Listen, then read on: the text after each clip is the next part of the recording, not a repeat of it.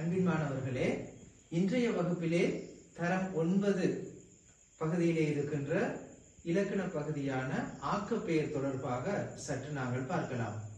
ஆக்கப்பெயர்கள் என்பது தற்கால தமிழிலே மிக முக்கியமான ஒரு பகுதியாக காணப்படுகின்றது. தமிழிலே சொற்கள் வந்து சேர சேர அந்த சொற்கள் எவ்வகையானது என்பதை நாங்கள் அறிந்து கொள்வதற்காக வேண்டி இந்த ஆக்கப்பெயர் தொடர்பாக கற்பது இன்றியமையாததாக இருக்கின்றது. ஆக்கப்பெயர்கள் என்பது நாங்கள் உருவாக்குகின்ற பெயர்களாக இருக்கின்றது. ஆகவே இந்த ஆக்கப்பெயர்கள் இரு வகையில் உருவாகும்.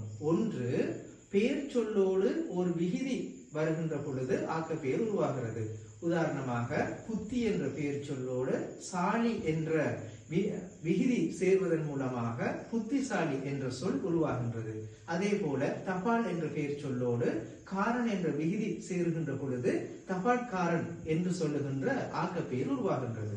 அதுபோலவே வினை சொல்லை பொறுத்தவரையிலும் வினை சொல்லோடும் வீதிகள் சேர்ந்து ஆக்கப்பெயர் உருவாவதை நாங்கள் பார்க்கலாம். பயில் என்று சொல்லுகின்ற அந்த வினை சொல்லோடு சி என்ற விகுதி பெற்று அது பயிற்சி என்ற ஆக்கப்பெயர் உருவாகின்றது. அது போலவே கல் என்ற வினை சொல்லோடு வி என்ற விகுதி சேர்ந்து கல்வி என்ற ஆக்கப்பெயர் உருவாகின்றது. ஆகவே மாணவர்களே, தரம் 9 இரண்டாவது அலகிலே காணப்படுகின்ற ஆக்கப்பெயர் கூட்டுப்பெயர் தொடர்பாக நாங்கள் மற்றொரு வகுப்பிலே கற்போம்.